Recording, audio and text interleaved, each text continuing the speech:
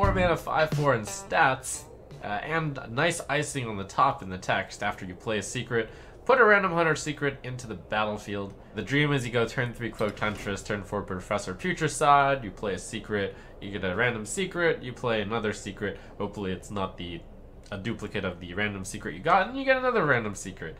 Woo! Also, worth noting that hunters don't actually have that many 4-drops, so better than playing Houndmaster.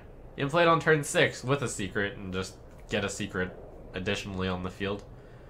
You can play a late game, and if nothing else, it's a 4 mana 5/4.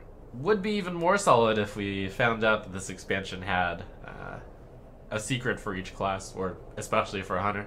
We'll see. Professor Putricide, 4 mana 5/4. That's a good stat line. After you play a secret, put a random hunter secret into the battlefield. Okay, so you basically double up your secrets, right? So 4 mana 5/4. Every time, yeah, you double up your secrets.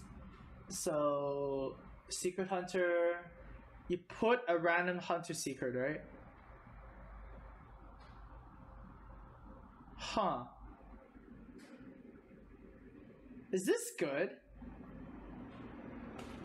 Is this card good? This card could be very busted with Cloaked Huntress. So you play Cloaked Huntress at 3. Your opponent doesn't kill it. Well, it's really hard to kill a 3 mana 3/4 at turn 3, right? It's very, very difficult. And then you play this, and then you go, who am I? None of your business. That's actually pretty. That could be cute. If you have more synergies of secrets, that'd be even more insane. So like Eagle and Bow, Secret Keeper. Are there some secrets that are bad? Not really. All the secrets are kind of fine. Yeah, I think this is fine. I think this might be overrated though, because at the end of the day, you're still playing secrets. I think this is overrated. That's my first impression. I'm gonna go with 3 stars on this one. It's a good card. The stat line's fine, but I don't think it's gonna pop up that often. How good is a turn 6, right? Say you don't have Cloaked Huntress. How good is turn 6 play this and then play a secret? Is it that good? And what if you already have an Eagle Horn Bow equipped? Is that fine? I mean, could be fine. I foresaw this. Yeah, I think it's overrated. I'll say 3 stars. I actually borderline playing at 2 stars now. I actually don't think this is that good. It feels like that the jackpot scenario is just not that good. It's just getting a few more secrets, right? Like maybe 1. So I'm gonna go 2 stars on this one. I don't think this is that good. Professor Putricide. 4 mana 5/4 Hunter card. After play a secret, put a random Hunter secret into the battlefield. So you can play Cloaked Huntress on 3, and then you play Professor Putricide on 4. If your Cloaked Huntress doesn't die, you get extra secret for every secret played. Dust, I think. Like, Secret Hunter isn't good. This card will not make Secret Hunter work. And even if Secret Hunter was a thing, I don't think Professor Putricide is any good. Because it's a 4 mana 5/4. It's not very good started. You can play Yogg and get 5 extra secrets. Let's say Secret Hunter is suddenly playable for some reason. Would I play this in it? I mean, if Secret Hunter is just a thing, then probably... I'm not really convinced to think about it a bit more and test it. It's tough, but I think this might make sense to put it in. Maybe. I'm not convinced about it. It's tough. But if Secret Hunter is for some reason... This is not what brings Secret Hunter... what makes Secret Hunter playable. It's not the type of card. It's a card you maybe want to put into Secret Hunter if it's already good. You know what I mean? We have Professor Putricide, a 4 mana 5/4 Hunter card, legendary. It says, after you play a secret, put a random Hunter secret into the battlefield. It's gotten a lot of hype. People are really high on this one. A Hunter expert using it in the World Championship for his win. Firebit, what do you think? I think standalone, you know, if we ignore the fact that Hunter's going to lose board and die every time, it's not the worst stat line in the world and follows curve very well right now, because on turn 3 you play the 3/4 Cloaked Huntress that allows you to play secrets for free, And then if you are able to have that stick and just delay your secrets for a turn, you can follow it up with this guy on curve, and then just play, 1 or 2 secrets for 0 mana, and suddenly you have the entire Christmas tree of secrets up. So I think it decent stat line, decent effect, but you need to win the board as Hunter. That's the whole thing to make this work. You got to be ahead, and Hunter's not good at doing that right now. So, Kibler? What I'm most excited about is hearing this guy's like vocal emotes, because this guy's like voice was hilarious and WoW. He's like, "Good news, everyone!" Like had all these funny sayings, whatever. Yeah. But one thing that I really like about this is that it actually makes your secrets secret. Most of the time when you're playing as someone, you know pretty much exactly what sort of secrets are going to be. And now Frodan's a secret himself. He's just in the darkness. That's very thematic. I heard it was good news, everyone. In my life, my power. Good news, everyone. Frodan's gone. No, but yeah, you could actually get secrets that's difficult for your opponent to play around, because you get a random one. And I'm sure some people will think, oh god, random secrets, I'm just going to lose to a misdirection that I had no way of anticipating. But I think that really makes the mechanic interesting with this card.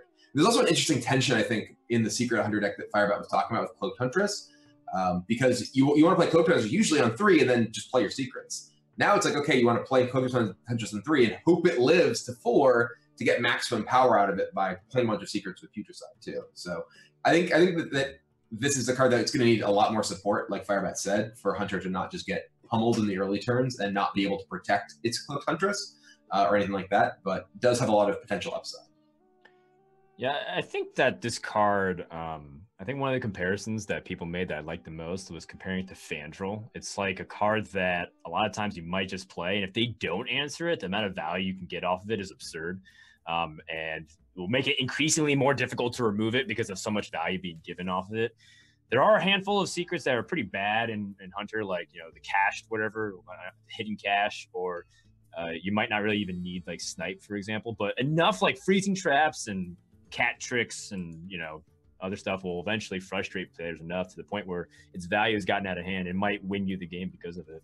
So I think people might think that it's not that imposing, but I don't mind just playing on turn 4, and if they can't remove it, I get like a crazy amount of value off of it. Mm-hmm. Yeah, I think it's a good standalone card, but I think Hunter sucks. So it needs help. Now. It needs help. Started with Professor Putricide. So again, the classes are each going to have like a legendary card and the legendary hero card. So this is the Hunter legendary. We saw the legendary Hunter hero. So, seems like a mid-range to slow type of game plan. Hasn't ever worked for Hunter, but who knows? Maybe there's tons of supporting cards of that archetype. Obviously, it's an extremely high power level card, but it's just kind of slow. And it combos with other cards. Slow cards that combo with other cards sounds like Mage. Well, Hunter is not Mage. So, I have doubts of this card, but hypothetically, it can be very powerful because, well, if you really have random secrets hitting the board, your opponent might make some dumb plays, and that's always a big deal. Professor Putricide, if I pronounce it correctly, is the new other Hunter legendary. So the first 2 cards that are revealed for Hunter are the 2 legendaries. And this one, I think, is definitely one of the best cards revealed so far, or at least one with great potential. 4 mana 5/4. So if I just look at the stats, I always go first over to the stats. Stats wise, the card is already doing a pretty great job. 4 mana 5/4. After you play a secret, put a random Hunter secret into the battlefield. So it is not that it doesn't play in secret itself, but it is the legendary that can support other cards that can maybe put a lot of secrets on the board really well. Where you already have the value of this card playing it at turn 6, and instead of getting 1 secret on the board, you get 2 secrets on the board. There are also some great synergy with other Hunter classes.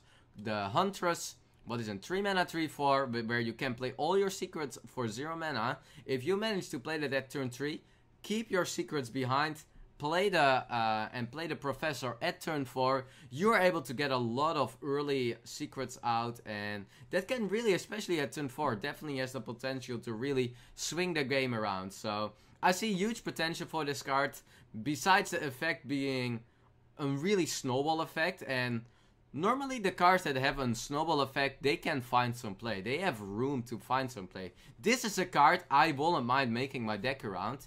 And the stat line of already being a 4-mana 5/4, great for aggressive hunter decks, great for mid-range hunter decks, and great for the hunter concept in general. So I see great potential for this Professor. I think he is already really strong.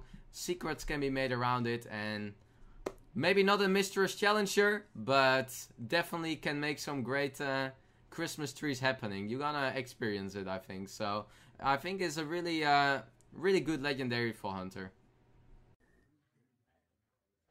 Dust.